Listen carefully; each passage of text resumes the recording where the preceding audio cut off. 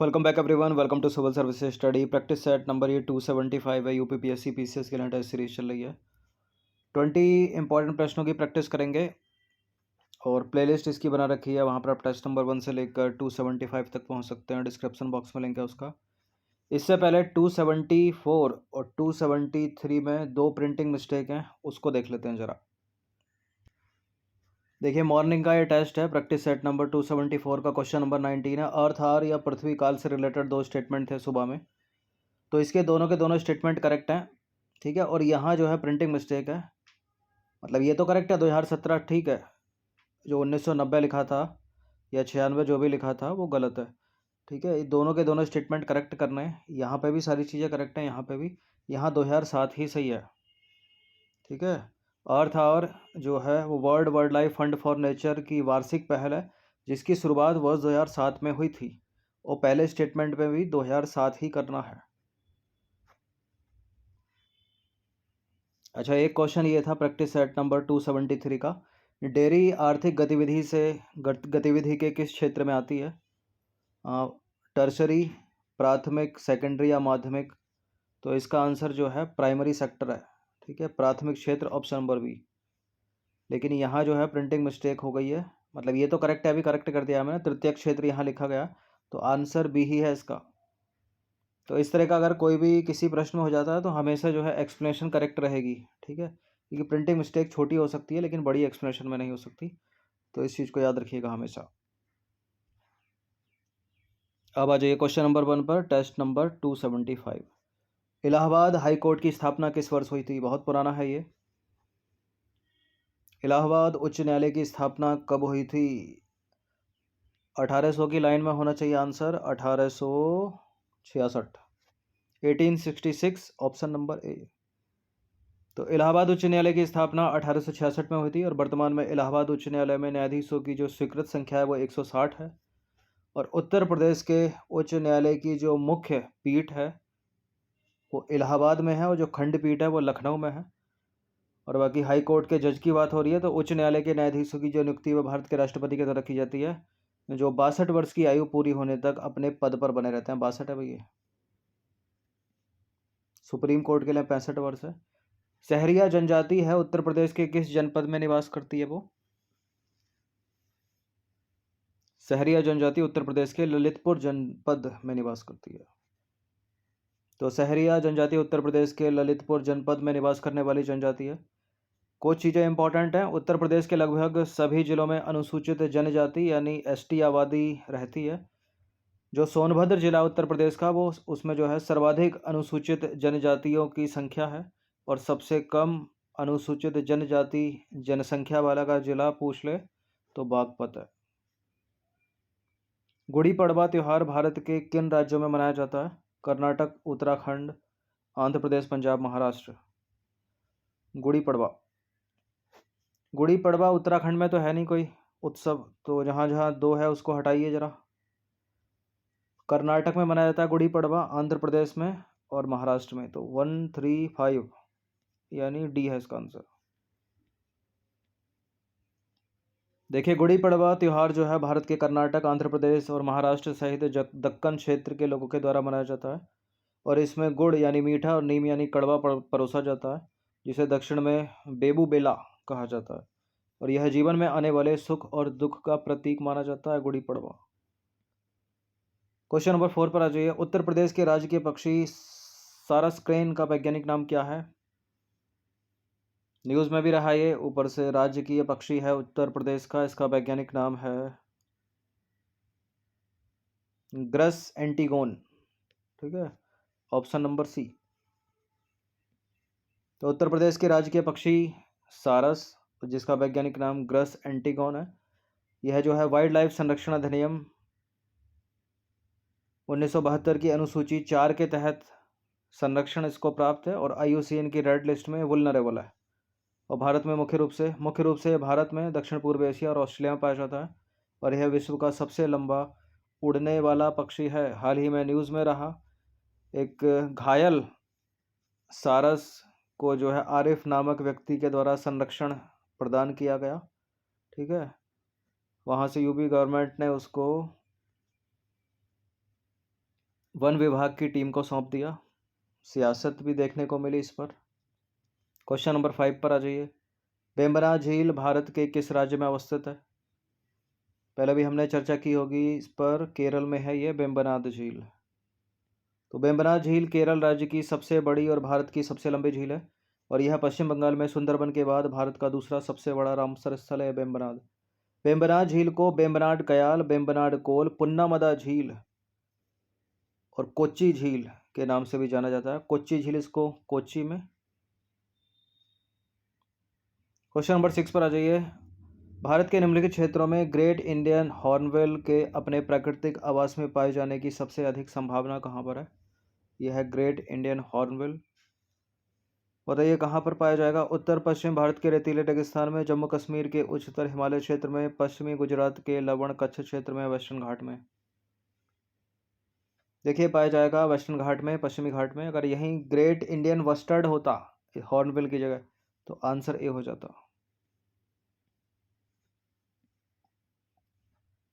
ये नंबर है, इस पर कॉल या व्हाट्सअप करके आप फुल टेस्ट सीरीज या पीडीएफ सीरीज प्राप्त कर सकते हो यूपीपीसीएस की, जो लास्ट 13 मई तक चल रही है 50% के डिस्काउंट पर। तो द ग्रेट इंडियन हॉर्नबिल जो है आकार में बड़ा प्रवासी पक्षी है, जो उष्णकटिबंधीय जंगलों में ऊंचे लंबे पेड़ों पर रहना पसंद करता है। भारत में हॉर्नबिल की 9 प्रजातियां हैं। कितनी? 9 प्रजातियां, जिनमें से 4 वेस्टर्न घाट में पाई जाती हैं। द इंडियन ग्रे हॉर्नबिल जो भारत के लिए स्थानिक है, मालाबार ग्रे हॉर्नबिल जो वेस्टर्न घाट के लिए स्थानिक है, मालाबार पाइड हॉर्नबिल जो भारत और श्रीलंका के लिए स्थानिक है, और लुप्तप्राय ग्रेट इंडियन हॉर्नबिल। एक नारकोंडम हॉर्नबिल भी है जो केवल अंडमान सागर में नारकोंडम द्वीप पर पाया जाता है, और यह भारत में पाया जाने वाला एक अन्य हॉर्नबिल है। क्वेश्चन नंबर 7 पर आ जाइए। अभी हाल ही में सुप्रीम कोर्ट ने किन मामलों की सुनवाई हेतु विशेष न्यायालय की स्थापना का सुझाव दिया है? महिलाओं से संबंधित मामलों की सुनवाई हेतु, बाल अपराध से संबंधित मामलों की सुनवाई हेतु, अनुसूचित जाति अनुसूचित जनजाति से संबंधित मामलों की सुनवाई हेतु, या विधायकों की त्वरित जांच के लिए।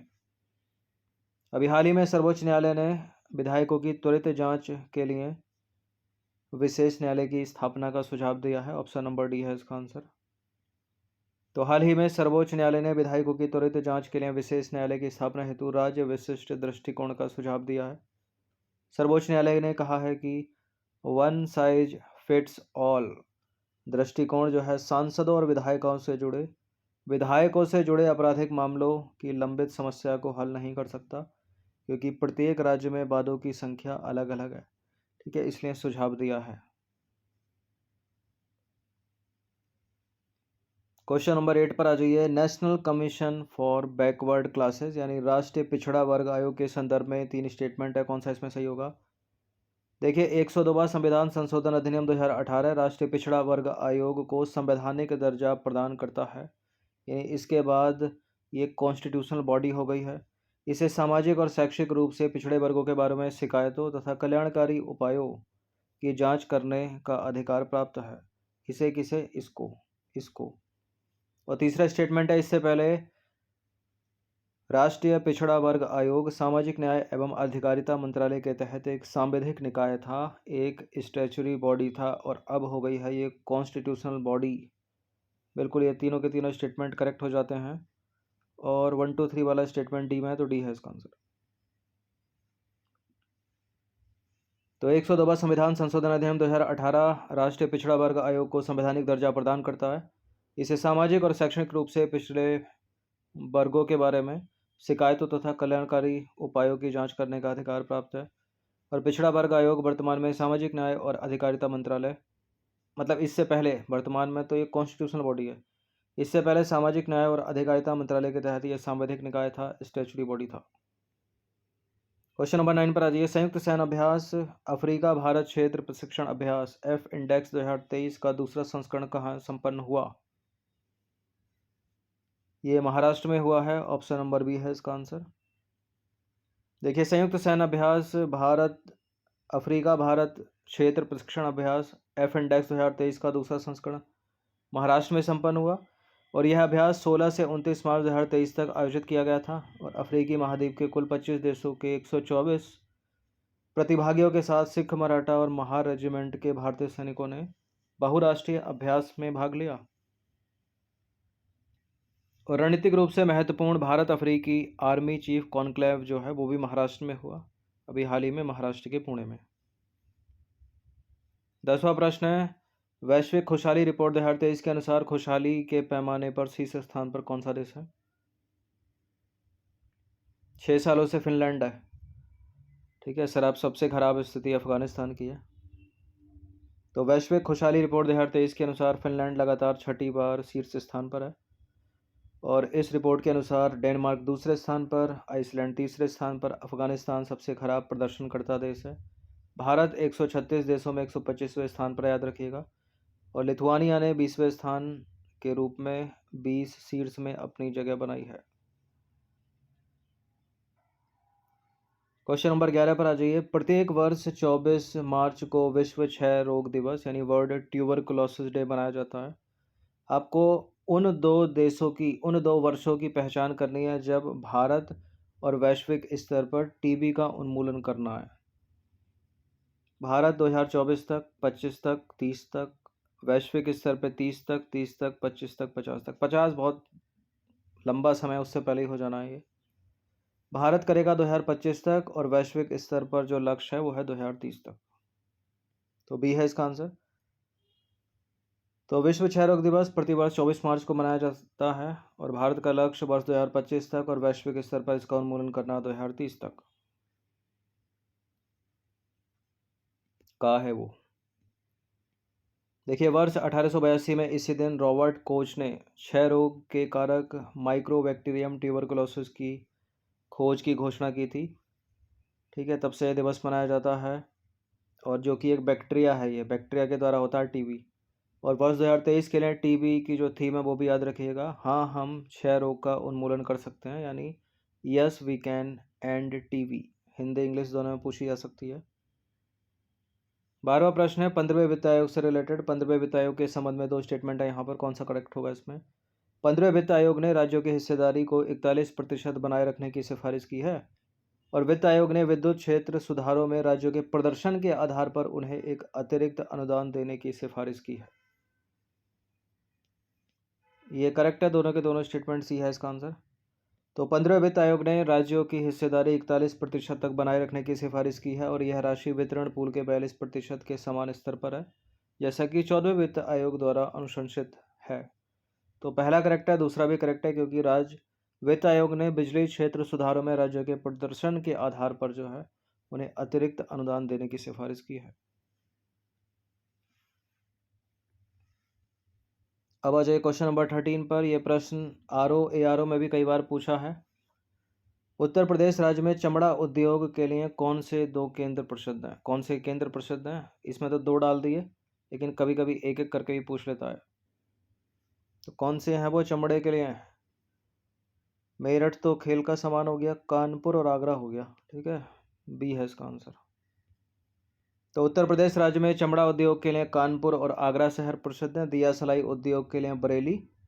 कागज बनाने की सर्वाधिक मिलें उत्तर प्रदेश के मुजफ्फरनगर में। सिगरेट उद्योग है सहारनपुर और गाजियाबाद में। लकड़ी के खिलौने लखनऊ और वाराणसी में। और खेल का सामान हो गया मेरठ और आगरा।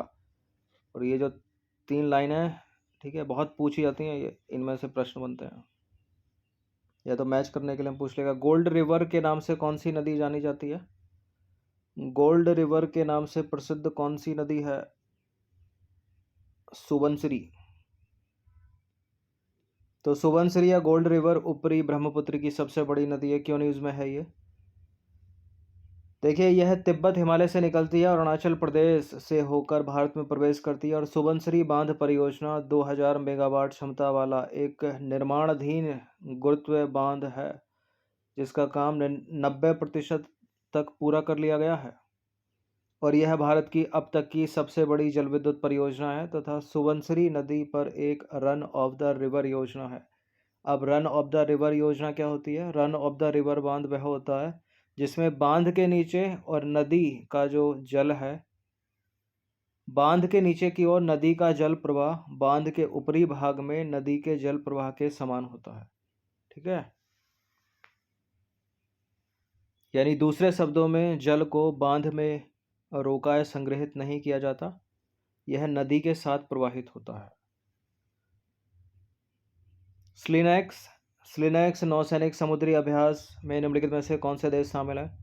स्लिनैक्स, स्ली मतलब श्रीलंका, एसएल मतलब श्रीलंका, इन इंडिया और एक्स फॉर एक्सरसाइज, तो भारत श्रीलंका हो गया। देखिए, भारतीय और श्रीलंकाई नौसेनाओं ने द्विपक्षीय समुद्री अभ्यास स्लिनैक्स 2023 के 10वें संस्करण में भाग लिया, जो 3 से 8 अप्रैल 2023 तक श्रीलंका के कोलंबो में आयोजित हुआ।